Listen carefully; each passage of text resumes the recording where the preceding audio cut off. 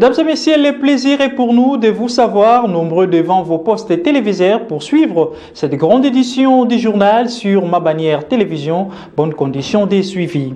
Monseigneur Landou Maï, évêque du diocèse de Matadi, a, en présence du gouverneur de la province du Congo central, Atouma Nkuluki, procédé à la bénédiction solennelle du complexe scolaire Espérance. Images et commentaires.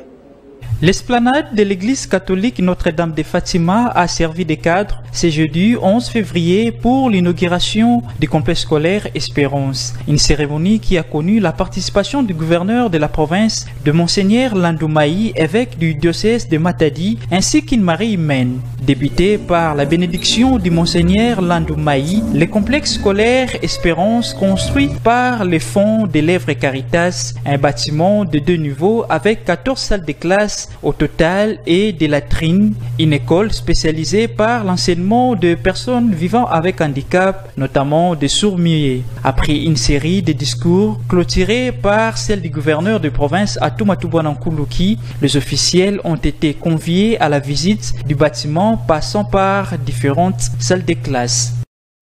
Le ministre national en charge de l'enseignement primaire, secondaire et technique Willy Bakonga annonce une reprise de cours dans des écoles au cours des prochains jours. Je vous propose de suivre cet extrait choisi par votre rédaction. Nous travaillons de concert avec le ministère de la Santé, avec la cellule de riposte. C'est eux qui maîtrisent bien les choses et qui vont nous donner la matière.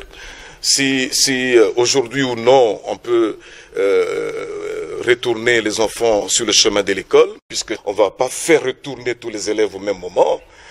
Ici à Kinshasa notamment, et dans d'autres provinces aussi, où la courbe est ascendante, nous allons échelonner, n'est-ce pas, cette reprise de cours. Mais dans les provinces non touchées et dans les provinces légèrement touchées, là, absolument, la reprise de cours sera totale. Donc tous les élèves vont aller à l'école.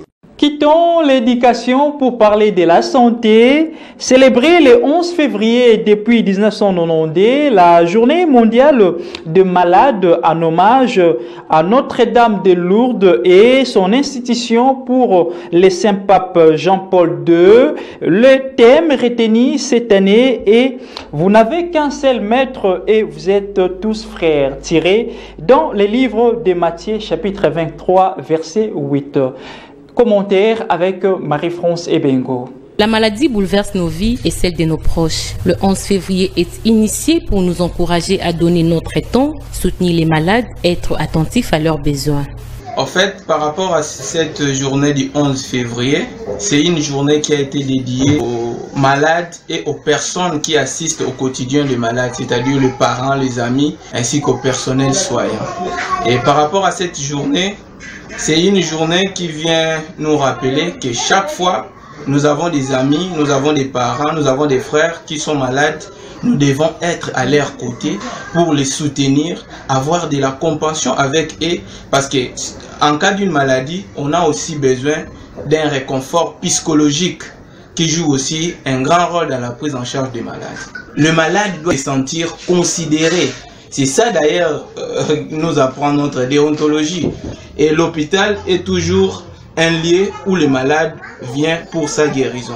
Créé en 1992 par le pape Jean-Paul II dans le but d'inciter le chrétien au jour le jour de rendre visite aux personnes malades, seules et isolées. Autre manière de les faire participer à la célébration eucharistique, l'accompagnement de personnes souffrantes et la préservation du don de santé sont des priorités évangéliques. Quand nous allons dans la Bible, à la lumière de la parole, nous voyons les seigneurs. Même dans l'Ancien Testament, nous avons vu les gens malades, des gens comme Naaman, le lépreux, qui a connu la maladie et par la main de l'Éternel, il a été guéri. Dans le livre de 3 Jean, la Bible souhaite que nous prospérons à tous égards et que nous soyons en bonne santé. Donc pour nous, le rôle, c'est de les assister partout où ils sont, dans les hôpitaux, chez eux à la maison, partout, à la rue. Assister les malades vulnérables hospitalisés dans des hôpitaux payer les factures des médicaments et des examens des laboratoires, car ces derniers se sentent mis à part de la vie des bien portants. C'est pourquoi les liens de solidarité aux personnes atteintes des maladies sont importants. Toujours en rapport avec la dite journée, le secrétaire exécutif provincial du syndicat national des médecins, Dr Pamboukoshi, invite le gouvernement congolais à investir pour l'amélioration des soins de santé et l'assistance de personnel soignant. Il s'est exprimé ainsi au micro de Marie-France Ebengo et Gisèle Mvuto. Tout ce que nous pouvons dire par rapport à ça, c'est de chercher à comprendre d'abord qui est un malade. De façon simple, un malade, c'est quelqu'un qui a besoin d'un soutien. C'est quelqu'un qui souffre moralement, physiquement et mentalement.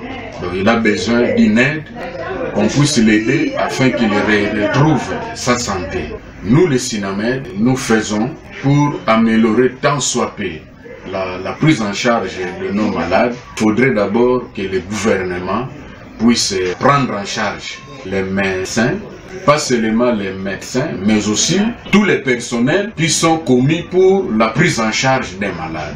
C'est d'abord ça. De deux, il faudrait chercher à équiper nos hôpitaux.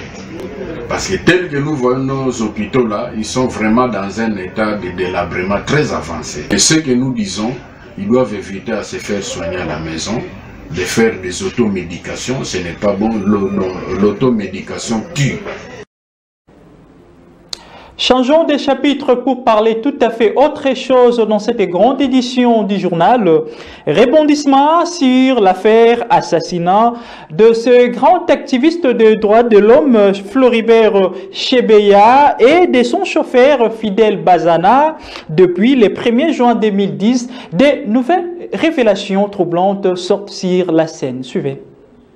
Les dossiers de l'assassinat de l'activiste des droits de l'homme Floribert Chebeya et son chauffeur Fidel Bazana, de nouveau au cœur de l'actualité tant nationale qu'internationale. C'est là après des graves révélations de deux policiers qui se disent auteurs de ce double assassinat le 1er juin 2010 à Kinshasa sous l'influence de plusieurs officiels parmi lesquels on inculpe le général John Numbi, ancien chef de la police nationale congolaise. Après ces révélations sorties derrière une enquête de la Radio France Internationale, les Nations Unies, les États-Unis d'Amérique, la Belgique et plusieurs organisations des droits de l'homme exigent la réouverture du procès pour établir toute la vérité sur l'assassinat du président de la Voix des Sans-Voix et son chauffeur. Pour rappel, les corps sans vie de défenseurs des droits de l'homme, Floribert Chebeya et Fidel Bazana, étaient retrouvés le 2 juin 2010 dans la voiture alors qu'ils avaient rendez-vous avec l'ancien patron de la police, général John Numbi, le 1er juin dans la soirée à l'inspection générale de la police nationale congolaise. Durant les procès, au premier tout comme au second degré, les officiers de la police culpabilisés avaient été condamnés par la haute cour militaire sous un climat tendu alors que d'autres agents de l'ordre étaient acquittés faute de preuves tangibles. Signalons tout de même que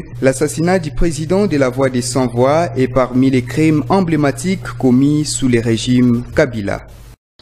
Place à l'actualité africaine. Au Tchad, l'opposition a fait le choix de la nouveauté pour se faire représenter à la présidentielle du 11 avril. C'est donc Théophile Bongoro qui a été désigné par les 16 partis de l'opposition pour être candidat face à Idriss Déby. Un élément de nos confrères de TV5 Monde.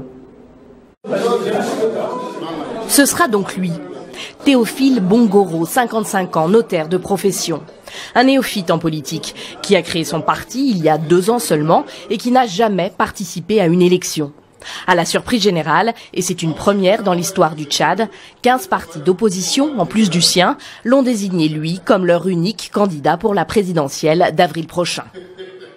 Je suis porté à bout de bras par 16 formations politiques qui ont décidé de mettre ensemble leurs moyens tant humains, matériels que financiers afin de gagner cette bataille. Je ne pense pas que si les choses sont faites dans la règle de l'art, que nous puissions échouer. Mais nous savons qu'en face, les gens ne vont pas faire franc jeu parce qu'ils savent un peu que c'est une machine qui s'est mise en place.